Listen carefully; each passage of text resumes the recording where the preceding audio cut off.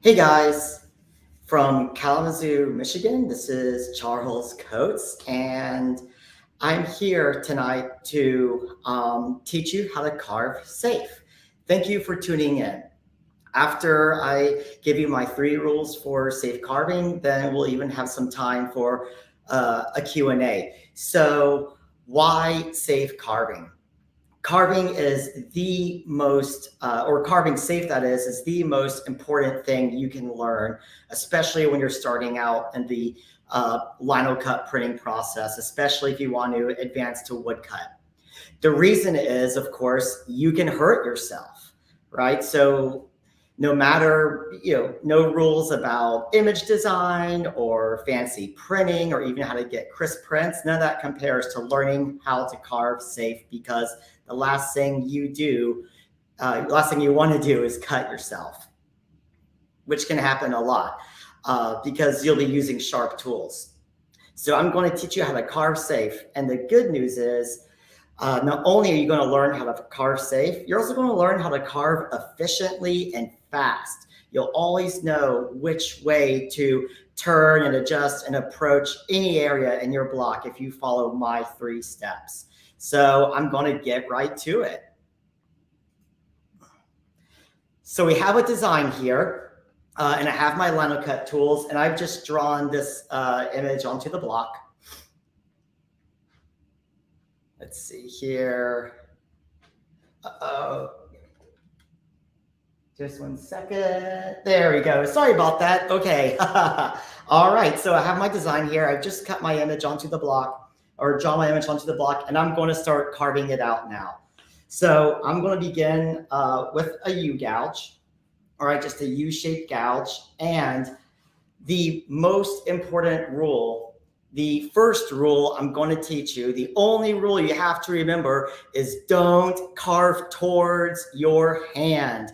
When I do live workshops, I always make the group of people recite this. We kind of chant it. So on the count of 3, don't carve towards your hand. Don't carve towards your hand. Don't carve towards your hand. So this is carving towards your hand. Do not carve holding the block like this with your hand in front of the blade. You'd be surprised how easy it is to do this. This, having your hand parallel to the blade, is also your hand in front of the blade. I'm sorry to say, because your gouge can get caught, and as you apply the pressure, you can push it directly to your finger. So even with your hand beside the blade, it's still a dangerous way to carve. The proper way to carve is to keep both hands behind the blade. So here's what that looks like. Just like so. Okay, so I'm going to hide this really quick so you can see. So I have both hands behind the blade. Now, the good news is when you carve with both hands behind the blade, you can carve fast and efficiently. And here's how you do that. I like to think of my good hand, which is my right hand. My good hand is the steering wheel of a car. So it provides the direction. My left hand, which is my not so accurate good hand, is like the accelerator, right? Pushing the accelerator. So I use my thumb to apply force, like so, and I use my hand to steer. So I'm going to turn the block and start carving like so.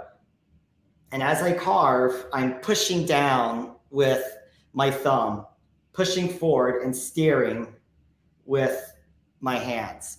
And if you notice, I'm also rotating the block as I go. So ideally, you would have your image drawn out onto the block beforehand, right? This is where most of the decisions take place when it comes to the composition of your image. So it shouldn't really matter which way you turn the block, which brings me to my second rule. Adjust your position when getting into a difficult to reach area. So oftentimes when you're, just learning how to carve, you're just starting out. I even do it, and I've been carving for decades, is you'll want to carve this area down here, right? Or there'll be a lower area on the block that you'd like to carve out.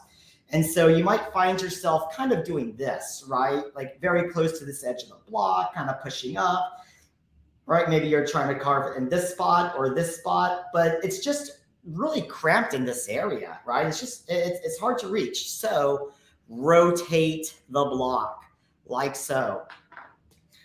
What I like to do is divide the block into 4 equal sections, like so.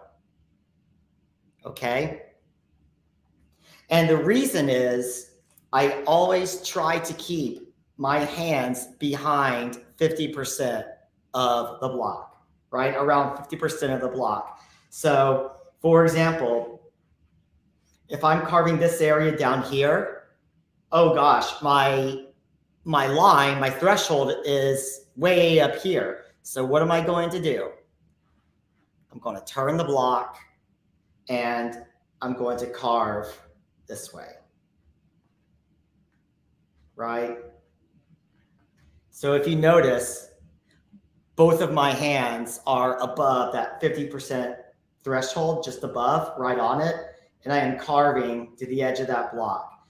So you'll get the hang of it. It might feel a bit funny at first, but remember, because you have your image design already drawn out onto the block, when you rotate, it really shouldn't matter which direction you're carving from, right? You don't really have to see which way your image looks, facing up. You don't have to carve face up all the time, is what I'm trying to say. So that's the second rule I want you to take away with you, is adjust when need be. All right, so the third rule I'm going to teach you is right here. So hone your tools before, during, and after the carving process. Okay. So here's my block right here, my honing block. And you can get this at any, like most printmaking stores or even at hardware stores. And it's a leather stroke with a bit of compound on it. And you just take from time to time, you just season the block with the compound, and then you start pulling your tool down like so to hone it, to resharpen it. Now this is a U-gouge, so when you hone it, you're going to start from one end and just kind of twist it to the bottom part, like so, to make sure you get the whole thing. And you also want to make sure when you twist it, you hold it, let's see, at a bevel, like so, right? So you're matching the angle of the blade. Let me see if I can just, right there, all right? You can see that angle. So always have a honing block with you while you're carving your block. And I always do this before I even start out. Just quick hones from time to time. And when it's nice and shiny on the bottom like that, then you know that your tool is honed and it's going to stay sharp.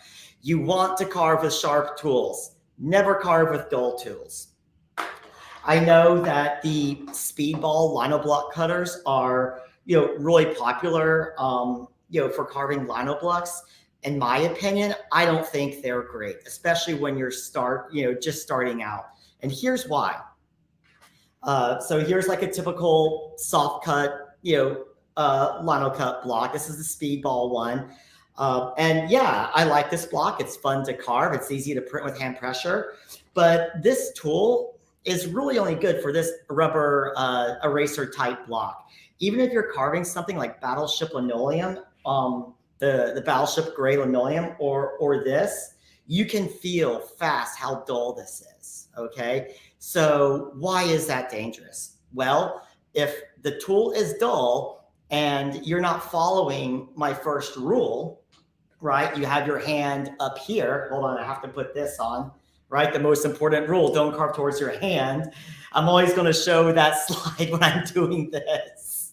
So if you're carving like this, and the blade is dull and you're pushing really hard, then this block is going to give at some point, and all that pressure is just going to push right into your hand. And it's going to hurt, and you'll never do it again. That's the silver lining. You'll never do it again.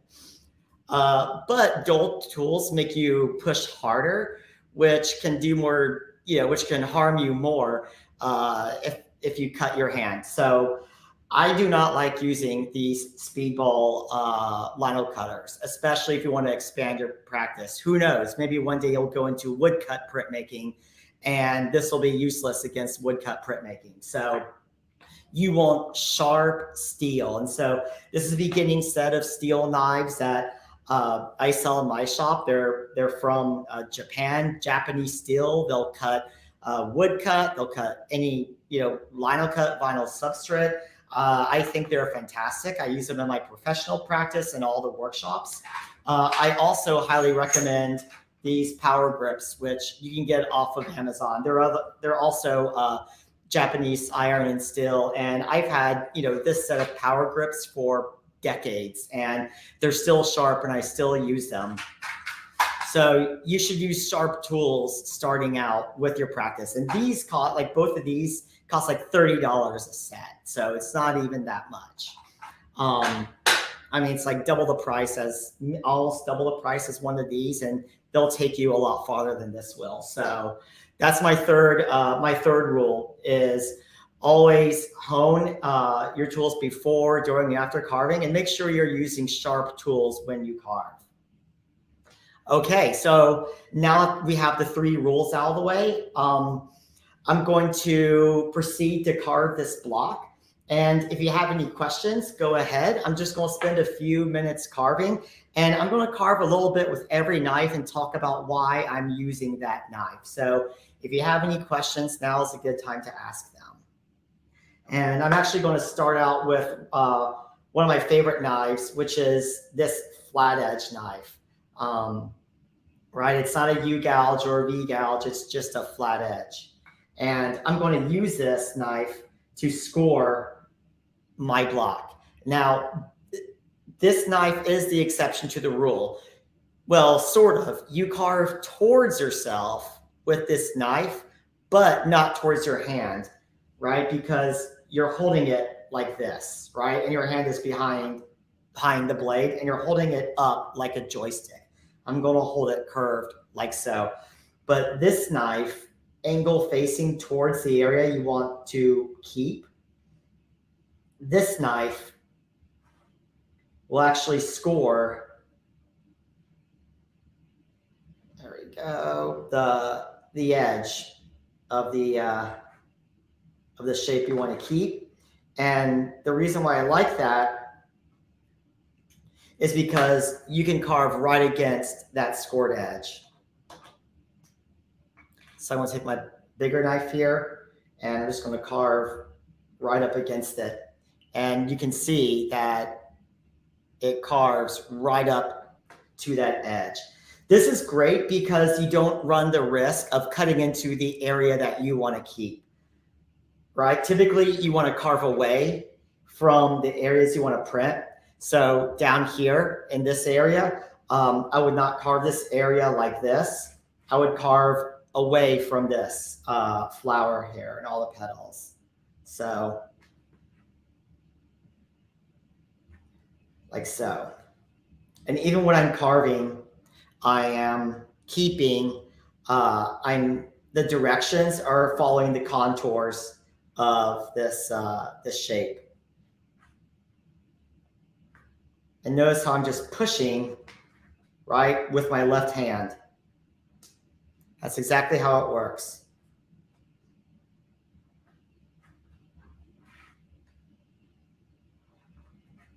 Okay.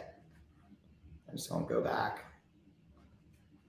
So once again, this scoring knife is fantastic for scoring these areas.